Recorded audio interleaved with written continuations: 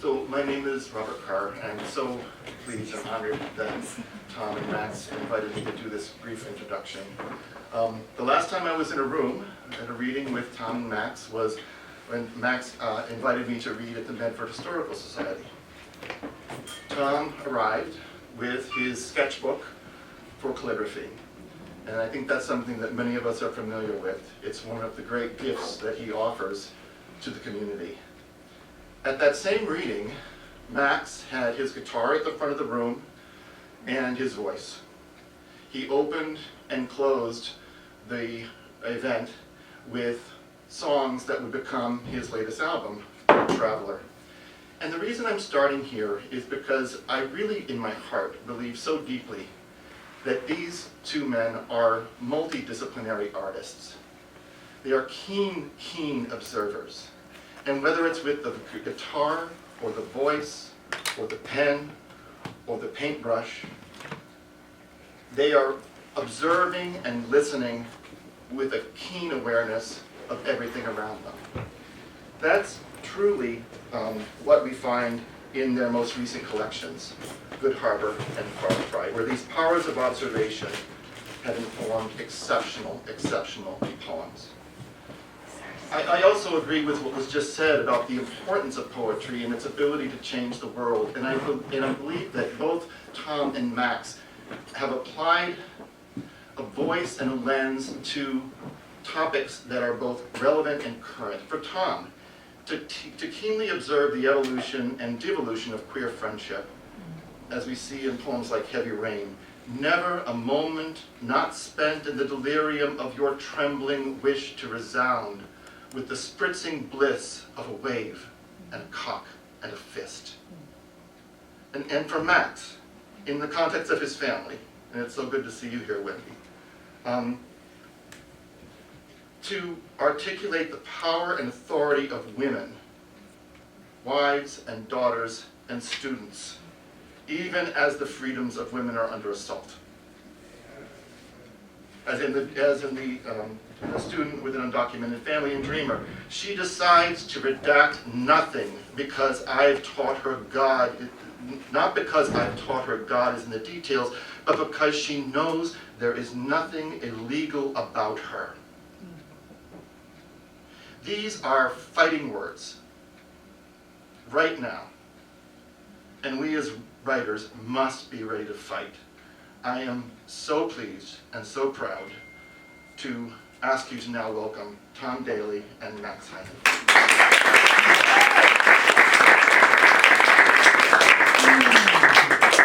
Thank you, Bob.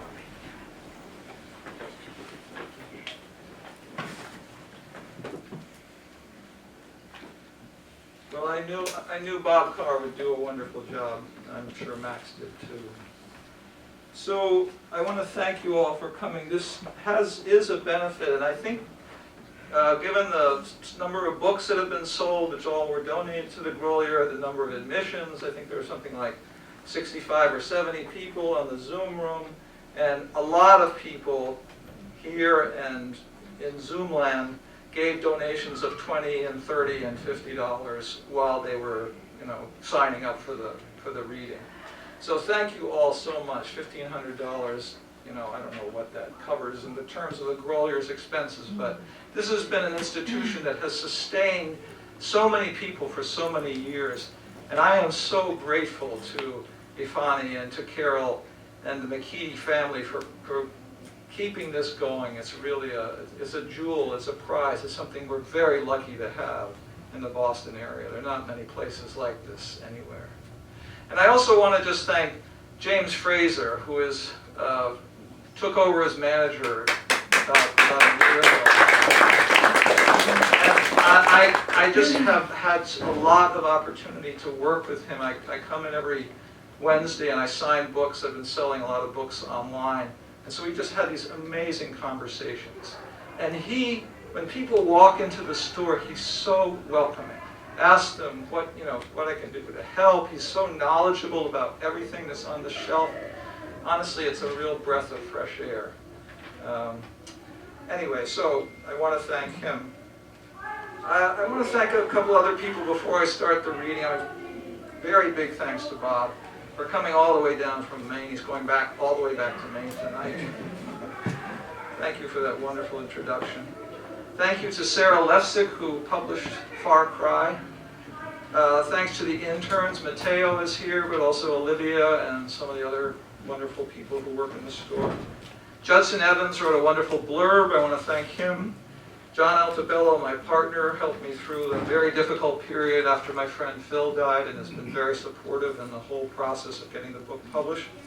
Dennis Daley wrote a wonderful review, which I've used to help me buttonhole people to buy the book, and I am a professional buttonholer. I want to thank Henry Medina, who actually has written a review for Lily Poetry Review Press, Eileen Cleary's press, and he also got 2 other people to write a review, and he bought 48 copies of the book and is giving them out in Los Angeles. I mean, how could you, how much more? I want to thank Bob Fogelgren, who is Phil's husband. Phil is the guy I'll be reading about. And mutual friends of Phil's and mine, Gail Sollett, Nick DiMartino, and Isabel Lee Malone.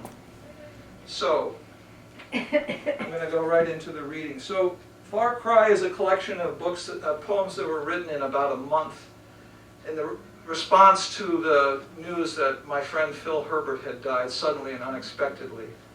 Phil and I were friends, very dear friends, since 1975. And in the last few years of his life, we had become estranged. So when he died suddenly, it was a complete shock to me. And it also was, you know, like, well, I'm never going to fix this now, right? It was really a devastating blow on 2 fronts. So these are all addressed to him. Obituary picture. Your dear and dangerous mouth is open to the sunlight. Recording in progress. Your dear and dangerous mouth is open to the sunlight. In your red jersey and white t-shirt, you are a cardinal on holiday. No mistake that you boasted that the bishop who baptized you later elected a pope. Your teeth are touching. They might be turning forgiveness or trust into a fine powder. You are the chosen vessel of an elixir that ferments the act of seeing into a love that scours, an infection that needles and cleanses. The angle at which your neck supports your skull leans your caution into the courage with which you withstand the sprightly chatter of the death wish.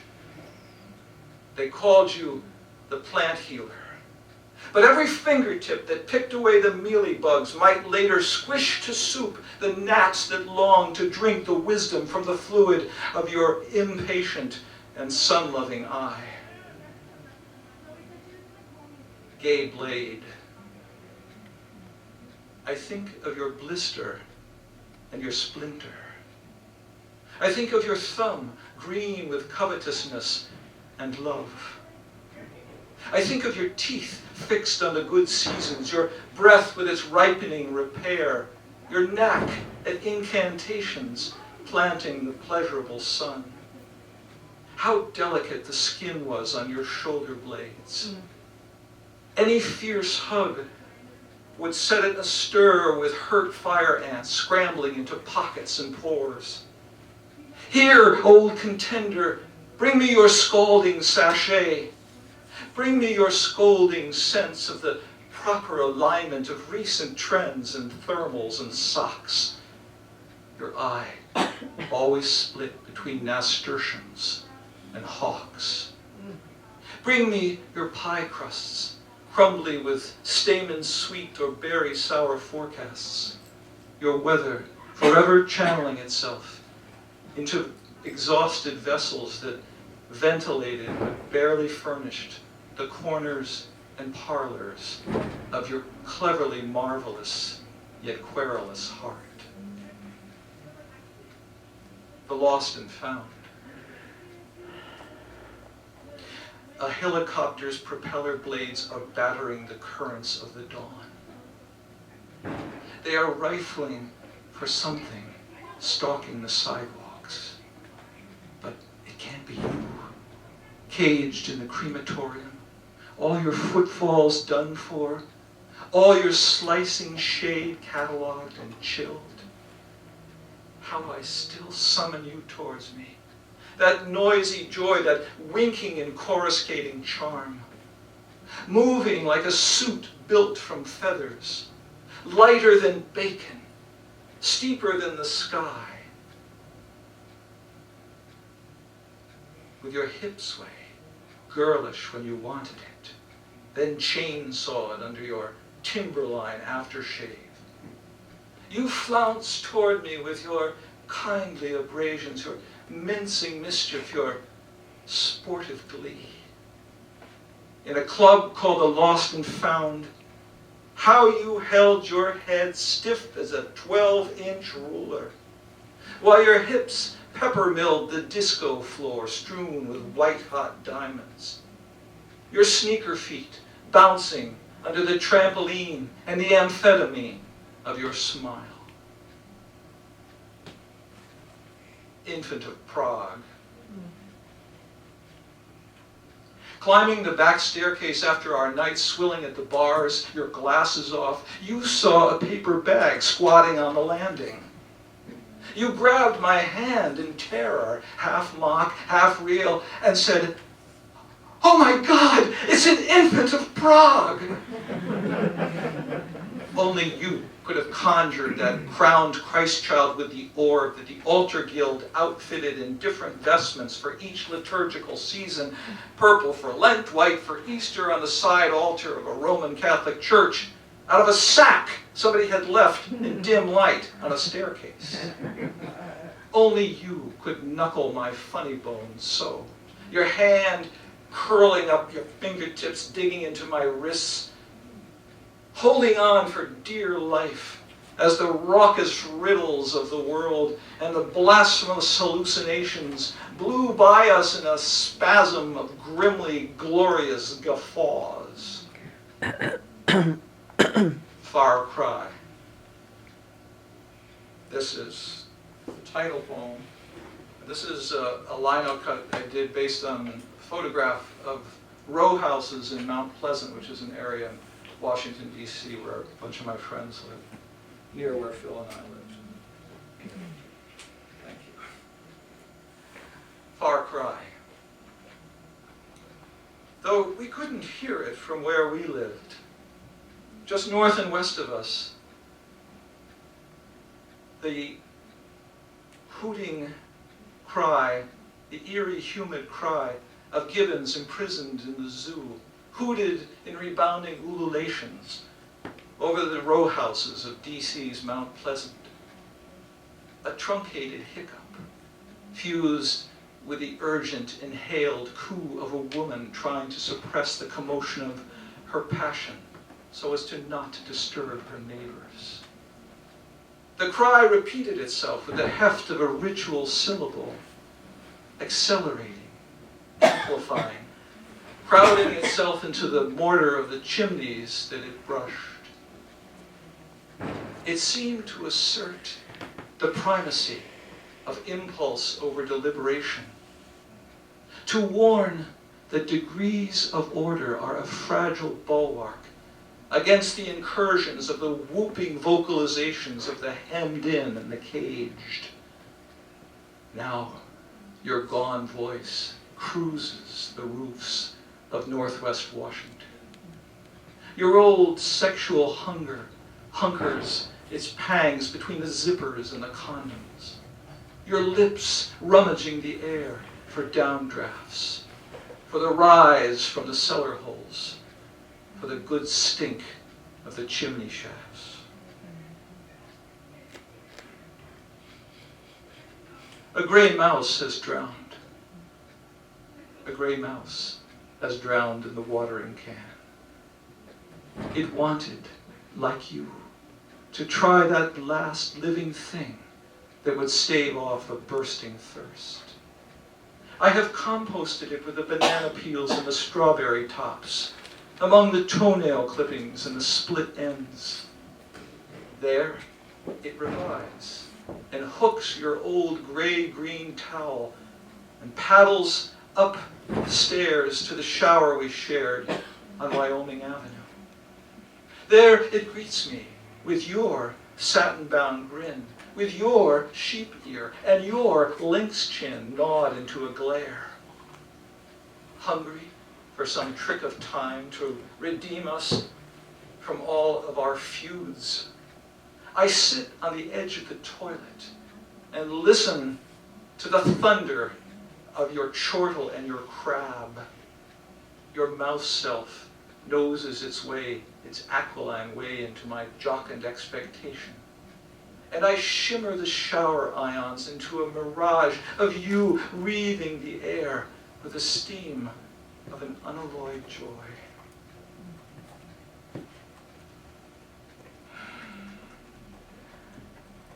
Second Tuesday. The moon lays its sheen on the neighbor's slate roof on the second Tuesday after your death. All the stone shingles pool in a circle of light, and the air's lost its tremor of moth. All your gone whispers are grinning me down. All your licked grimaces are ferrying me off to some speedway of snicker and frown. Riding the long route of your emptying palms, you're still waving me down from the night. Steering me close to the highway, you row between mountains dubbed equinox and green. Over us both, the white and clamoring moon, dividing its spell from its curse. Over us both, the hot breath of goodbye, scalding our scalps and our wrists. I want to say that I loved you. And certainly I did. Loved the way you surveyed the sky, itching for news of the weather. Loved the way when I unfolded a joke or hurried you through a story, you'd hurl your head back and shake, every clogged artery shoving harder to uphold your laughter. Your nicotine still bathing all your bypassed veins. But sometimes, when you quieted, the pathogens of envy and contempt would infuse the air between us, spiraling out of your nostrils, fetching themselves into gray-blue smoke rings that lassoed my juvenile vanity and wrestled me to the unloving dirt. I want to read this next poem for Bob Carr, which shares Phil's contempt for my couture. And I also want to read it for my friend Gordy Weissman, who is listening in on Zoom, who gave me the pants that Phil horrified at, which were a wonderful pair of pants. They were sort of a cross between Mardi Gras and the Inner Hebrides. Anyway, thank you, Gordy. Sorry your pants were insulted. I'd still be wearing them if my waistline hadn't outgrown them. Fashion. You were embarrassed, no doubt, by my goodwill get-ups. 1 year later, you were still horrifying over the striped sweater I wore over a pair of wool cordovan pants, popping with pimples of brightly colored thread. Another time, you picked disgustedly at the pills on a woolen pullover, as if plucking a few of them would make them all go away. I wore that sweater with some ill-fitting, high-riding white jeans, and you asked if they were jodhpurs, as if I were riding off to a hunt with Jackie Kennedy in her set. How you loved her fashionably sunglassed-in sorrow, reconnoitering her grave with Bob at Arlington Cemetery 2 days after her burial. The eternal flame still lit by our late husband's dalliances. The gas piped in from the fracked out fields of an insatiable will to betray. Just as you died, just as the grievous incendiaries slipped through the mail slots. You died just as the fires persuaded themselves through the temperate rainforests of Oregon. When you died, the glass of the storm door to your kitchen still steamed with the last of your lung vapor.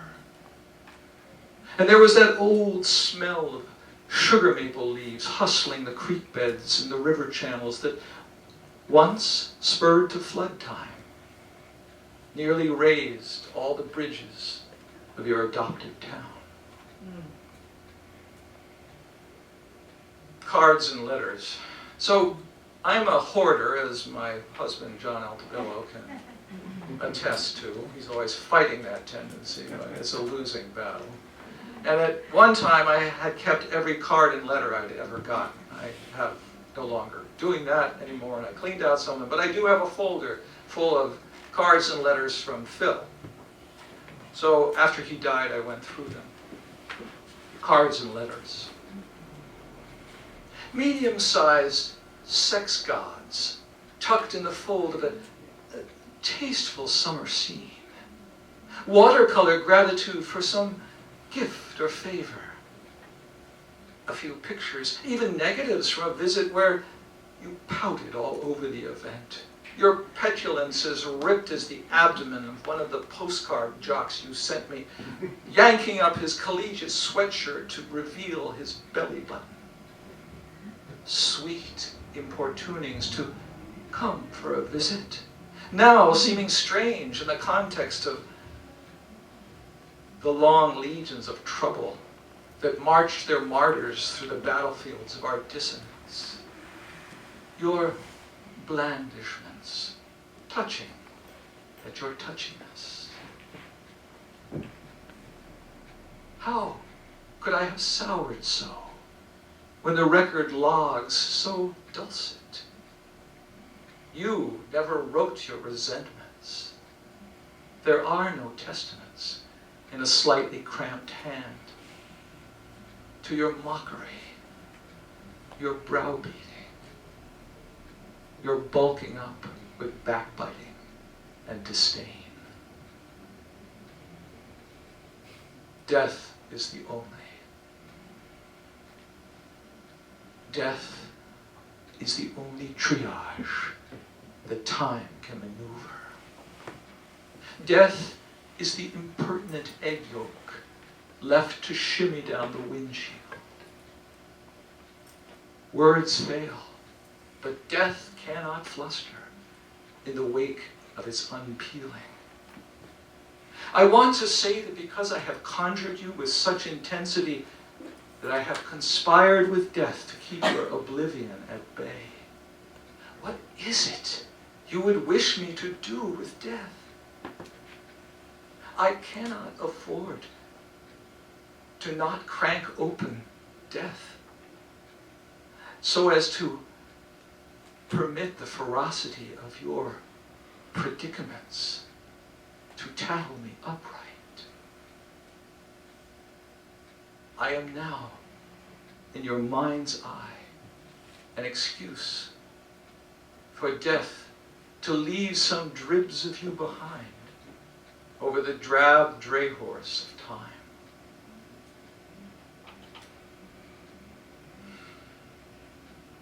I address the virtual impossibility of conjuring you in verses that are merely descriptive. Your hair was the color of river sand. Your eyeglasses magnified your wide eyes. You seem to be drifting beyond my pupils into some stash box in the brain.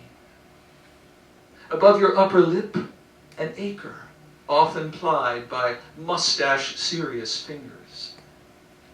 South of your belt, your snake with his blue jean hide was a firebreak in the roughneck forest of your crotch. To the north, a khaki top, a immaculately white t-shirt you probably had ironed. There were always men in the woodwork, splintering or shying under the wide rabbit trap of your eyes. There was always a feast being prepared in the scorching pockets of your salivary glands, always a haunch waiting to be palmed, a genuflection waiting to be blessed. Spectacle. Out back with the Vermont birches at Larry and Gale's. You remarking on the deficit of snow, the bald ski slope seeming warmer than the water in August in the surf off Nag's Head. In the back alleys behind your Baltimore home, the spry man in his horse-drawn wagon calling out the name of the cool fruit that kept you cool on hot days. On the beach at Wingersheek, you pointing out a row of barrel-bottom clouds, a kind of cumulus you named something I have now forgotten. Soon, all of the spectacles we relish together will fall through the gaps in our laps, forgotten among our variegated present and our attenuated future negation in the hectoring and merciful prospects of time.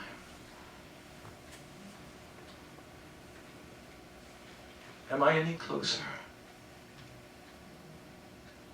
Am I any closer to the final embrace of a living ghost I have inspirited with all of these choruses of you I have set to shouting? These reverberations from our shared era, these dioramas of you with your loving and imperious sweetness, your gentle and your startled. Call my name with your confounded affection. Glower at me with your roguish admonishments. Catch your palms on the stubble of my throat. I cannot leave you to history, nor to the cruel task of shuffling your extinction into a deck stacked with images that never can maneuver you into the right hand.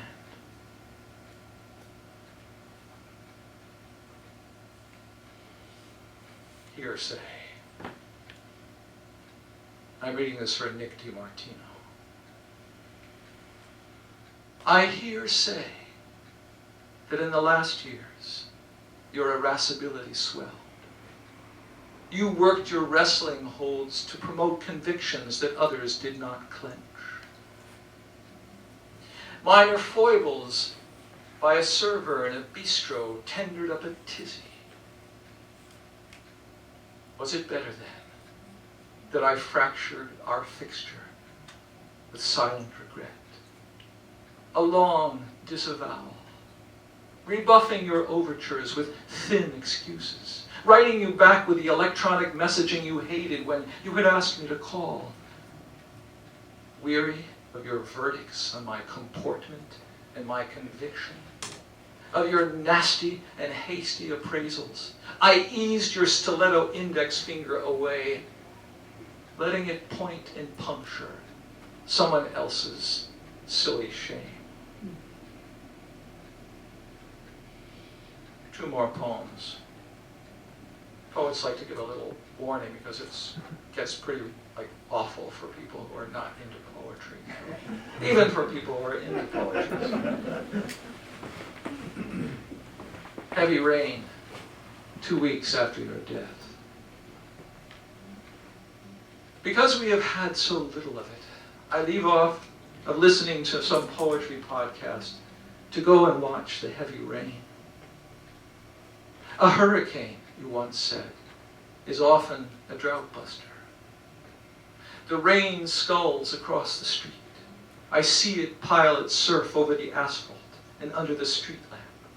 The rain has nowhere to go but the storm sewers, and eventually to the river, that, when it funnels into the sea, survives intact, does not mix for many miles. You, on the other hand, have fixed yourself into the forever of a weather that soaks through all your wise climates, all your red sky at night weather saws, and keeps your mariners' mornings tattered as a hurricane flag. Last poem.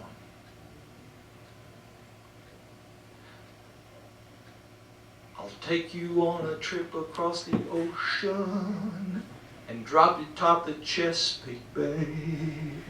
Ain't nothing but a scattered ocean potion. The moon will send you on its way. Moonlight feels right. Pardon me, I can't sing, but I just had to do that. I send you off with the words of a pop song looping in my ears. Bursting behind us now, the Atlantic in late May. Your piggy on my back then. The two of us jubilant horseshoes brawling backwards into the foam. We crossed the Chesapeake to get here, spinning the long span of the bridge at breakneck. The words of the Starbucks song, moonlight feels right, spangling our earlobes. Your smiles demure and murderlessly limbed with the caution we are tossing to the wind. All quirk and plenty of play, and never a dull boy. Never a moment not spent in the delirium of your trembling wish to resound with the spritzing bliss of a wave and a cock and a fist. Always and every afternoon to fish and simmer in your barefoot glow. Never a time like this to know that the future will find us, but never let us go. Thank you.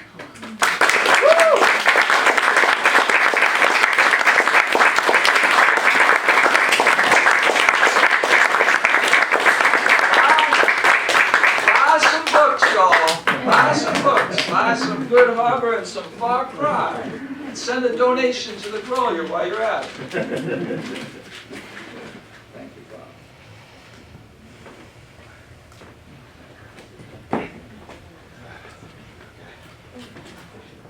Hey everybody. I'd like to just start off by saying thank you, sincere thank you to the Grolier for having me here tonight, for you inviting me to read with you, and also, if you don't know, after such a wonderful reading, and by the way, blown away by the fact that it was all from memory. Anybody? Everybody? Tom and also Eileen Cleary, who's the creator, editor of Lily Poetry Press, changed my life by publishing my first book, Good Harbor, which is both about the place Good Harbor, but also about the Good Harbor that I share with my wife Wendy over there and our kids. It's also about trying to be a teacher and create Good Harbor for our students. One of my friends and his wife, Dave and Yen, are here tonight. Dave works in Medford High School. I'm about to go into my 25th year. And while I was there, I got to teach Bob Carr's son. So, it's all kind of coming together in a really nice way. So I'm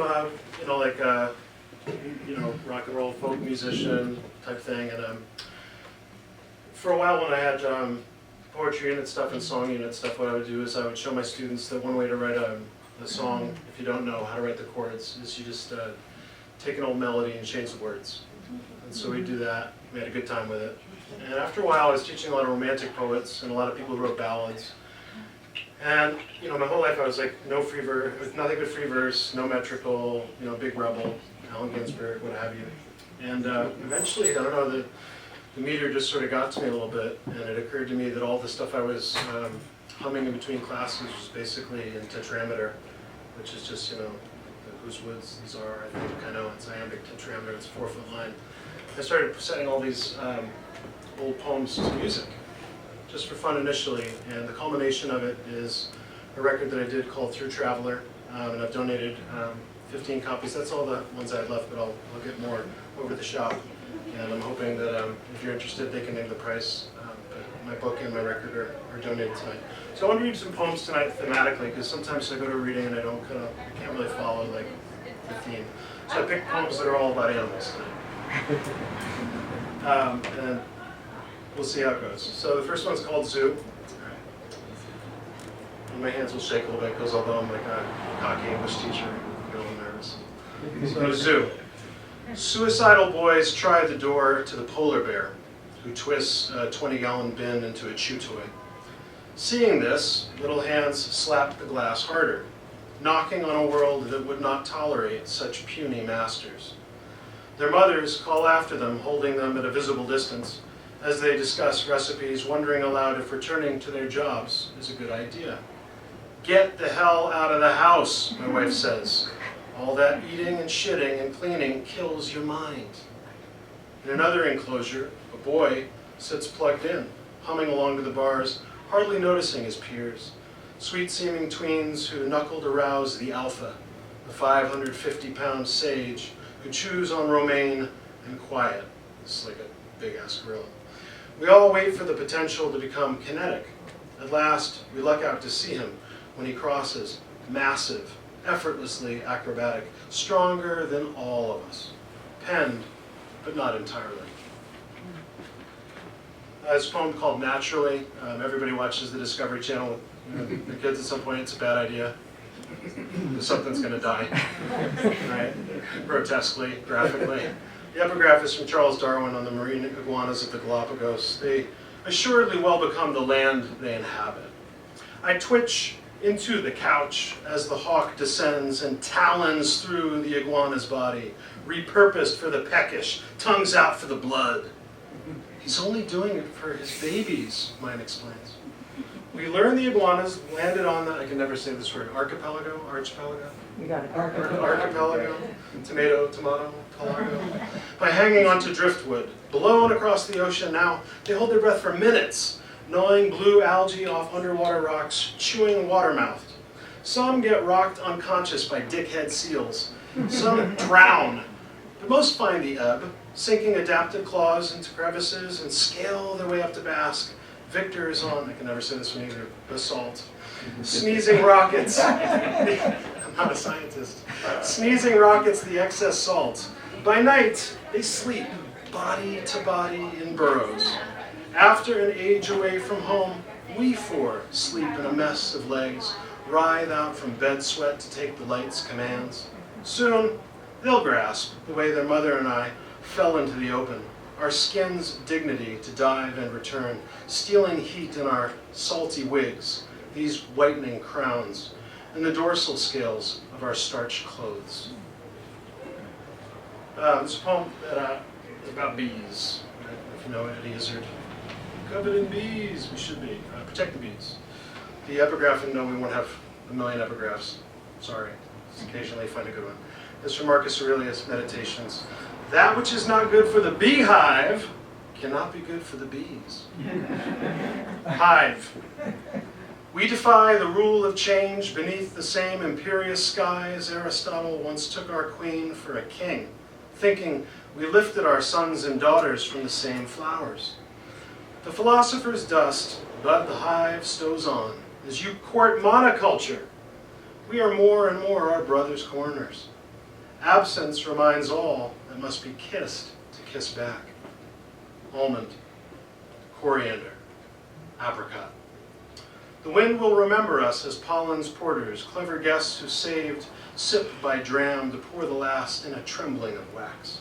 Our workers' royal jellies stuffing every little one's room with fuel, teeming winter's sleepy hexagons of sage, fireweed, basswood, tastes the earth gave us, 6 weeks enough for wings, bows rosined up by the sun.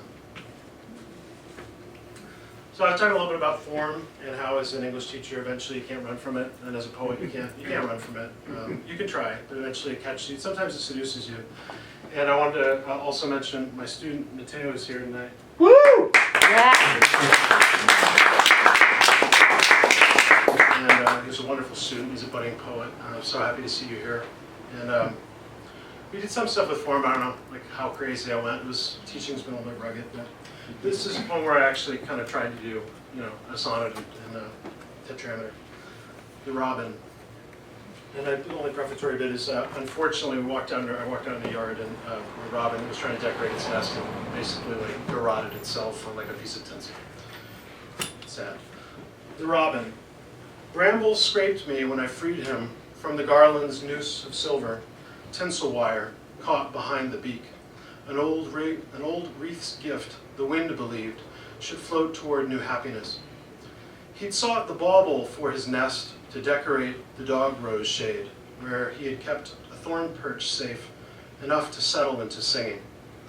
I lifted him by his flint wings, as ants descended his black throat. What does the sunshine say about fortune, if the symbol of spring is hanged in search of shimmering? I think that's the only poem I've ever published that's rhymed. But if you read it, a little funky. I don't know if you're coming or going. All right, so North Shore. I love it. We're originally from upstate New York. My brother-in-law works for the Gloucester Marine Fisheries, and he would take us out on his boat and tell us all sorts of science stuff, and I would geek out and steal his ideas for poems. One day he took us out, and there was like a frozen dolphin on the beach, and I was like, that's a poem. And I was like, tell me all about it. What is this called? And he's like, it's called A Stranding. And I was like, well, there's the title. So your royalty fee will be 1/2 of a page of the magazine it appears in. But it was online, so you got nothing. A Stranding. Rare for Gloucester. And also I want to read this for you because you like this one particularly. And I actually went back and edited it back to the line the way you liked it. A Stranding. Rare for Gloucester, we found the common dolphin's frozen body beside a lost child's hat. 50 feet up from Lighthouse Beach of Annisquam, the top of the rock, that's its definition, where to the left, Vineland emerges. Wingershake, whose name is bird and body in the shoreline, the cold that does the trembling for you. His black tongue juts, hardened to indignance, the smile only an underbite. Great hourglass flanks, a gift only a vulture can open. Crows and gulls content with eyes. How did he end up here? Chasing fish in the wading pools? Stranded on the ebb until he lay beside the Irish moss and the driftwood's brush? Below him we see the small holes in the sand from birds' beaks, the wider ones breathing clams my nephew crushes with his sister's yellow toy shovel. The side of the good mammal peels, only the season stays his disintegration. Did he miss a flood that would have returned him with its rising? Or did hunger tell an irresistible lie, that he had enough time before the falling tide? This is another poem I wanted to read, especially because you liked it. It's a poem that paints teachers in a maybe not most sympathetic light. Let's be realistic. You didn't love every one of your teachers. And so in this poem, which is animal themed, I become the vulture because now you know that I do this, so I'm sort of throwing myself under the bus. But back in the day when I didn't have enough supplies, sometimes that happens to teachers, I would go in like the week before school and just sort of look around, see if there were any photocopy papers, just anything I could snap up. And I bring my kids so I can model it. This is called The Vulture. Another godforsaken epigraph from Yeats. But I am old and you are young, and I speak a barbarous tongue. I'm going to put on the voice of this bad person, who I am. I tried to warn them, but from my beak they would receive nothing. They saw baldness. That was adaptation. The building seethes in the winter, freezes in the fall. They took our committee for a wake, pleasant voices for gospel, but when it's drought, the wall writes itself. For one who grieved her mother too long, these are all the teachers who got fired for reasons I don't agree with. From one who grieved her mother too long, one for being gay, no. One who couldn't skip Bonnaroo, one Ivy Leaguer who couldn't hack it, one naive who drove girls home, and one unkempt who sat dutifully but too sour with his charges. You're thinking mentally, like, who are these people? I'll tell you later. You have to sign an NDA, though. Meals to pick clean. the feathers from their affections, biographies, anthologies, DVDs, tape rolls, ballpoints, ancillaries, master texts I'd shadowed over, flesh to digest before they whet another veteran. I let my brood maw the marrow, markers, copy paper, teaching them remnants of the habitat are fuel for ones who know the season's scarcities. Shred the remainder without sentiment. This is how our desert divides. It will again in August. Shit, it's August. As clean-winged fledglings settle in to make a home of it, their dreaming will be my inheritance.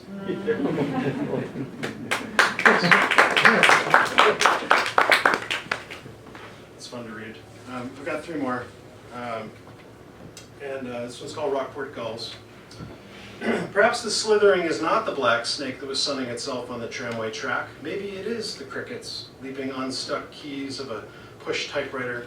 Our children stutter step over splinters on the wood ramp, catch balance on the turntable, and I, where one lighthouse parapet tumbled 150 feet out of the blue. On the thin trail, all briars on the margins, sickening tent caterpillars billow, and at our feet, air crunches from gull and fish bones beside poison ivy, a combustion of red ants in the grass, near one splayed in rotten humility. Dead birds singing in the light of day. This is her sister, who's a science teacher, actually sings this. Gallows humor, and her fisherman's comfort with death's ubiquity.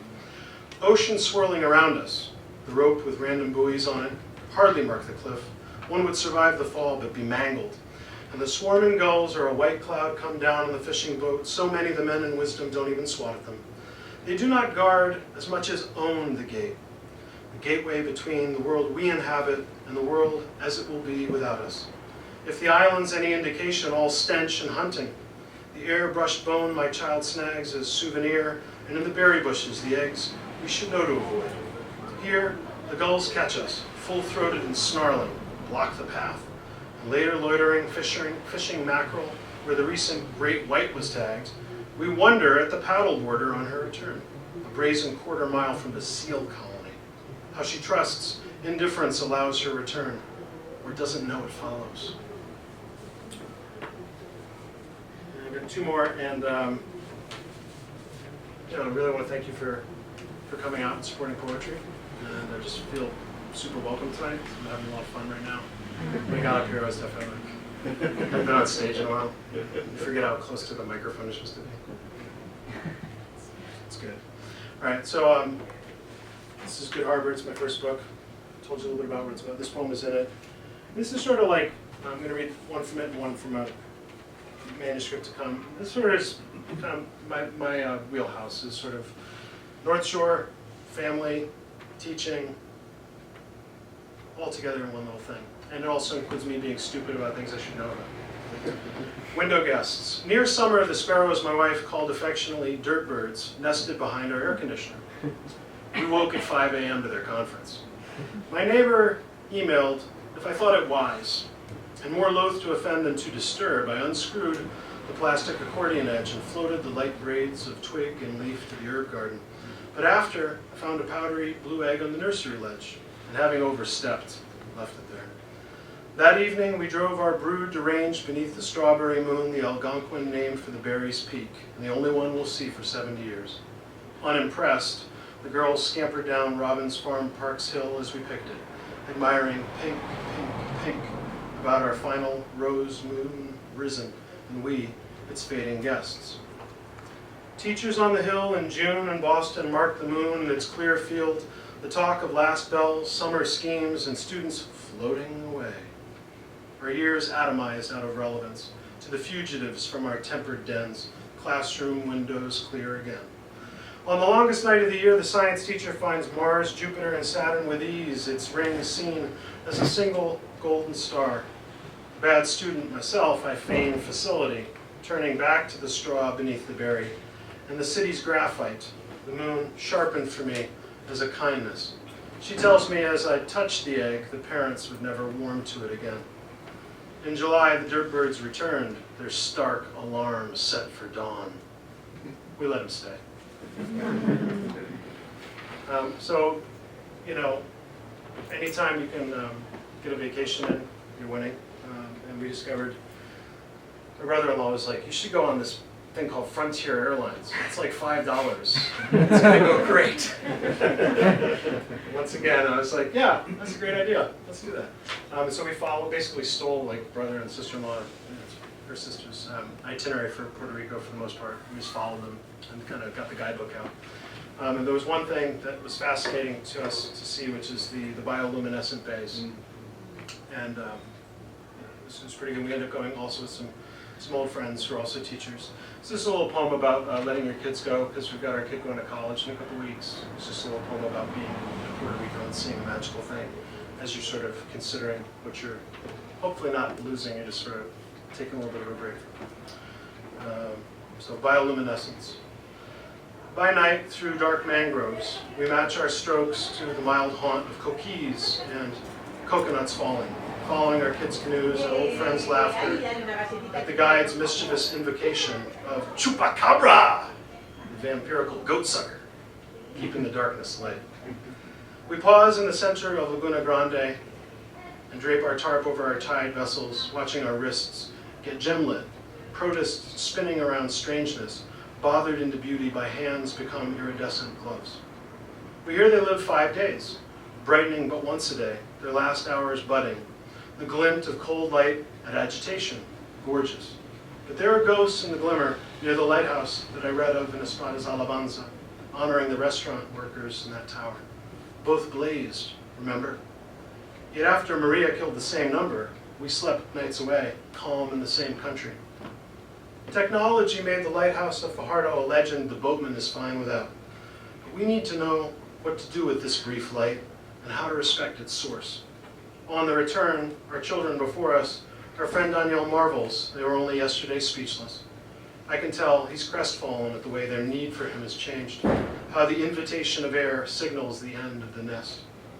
I tell myself brevity is what shapes beauty, and my fearful shell of oxygen, nitrogen, and carbon, consoled by a childhood lyric that somehow I glow with the astral.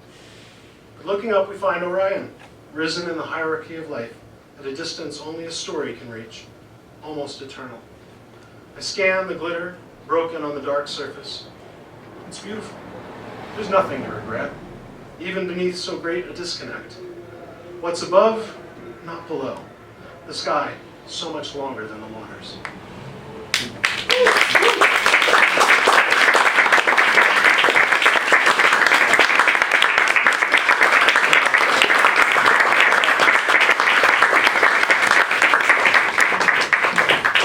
Thank you for joining us this evening, everyone. Let's give the poets another round of applause.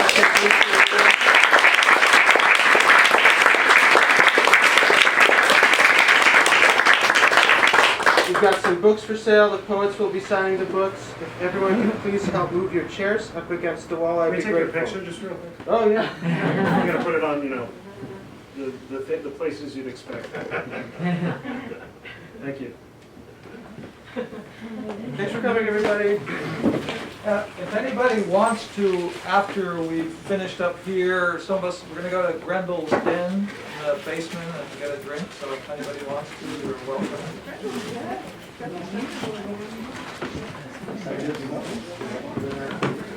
I wouldn't know, and it's still 9 months too young. So only 20. Not crafty. Grendel's is over by...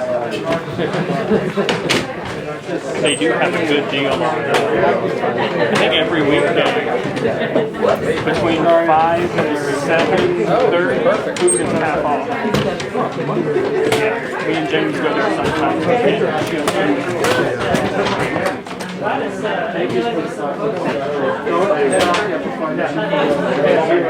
Hi, you rode your bikes. You both rode your bike. What made you decide? Did you just pass by?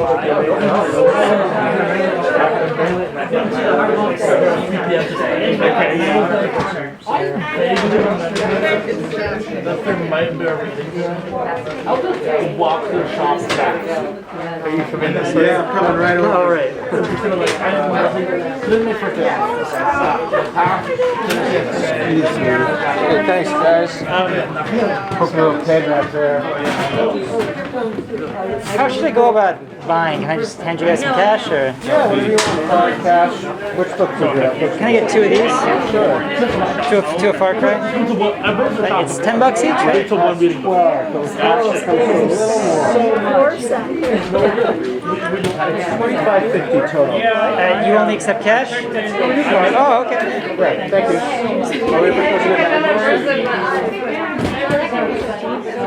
Want me to put it in a bag? Yeah, if you could. Paper or plastic? Paper?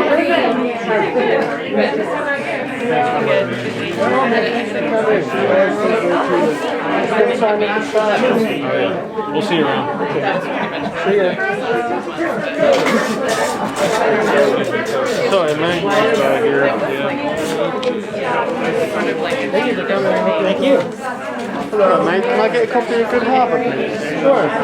Will that be all? Yeah, my wife's got Far Cry. Great. Want to put it in the bag for you? Oh, yeah, please. That's all right. It's the 1913. No worries.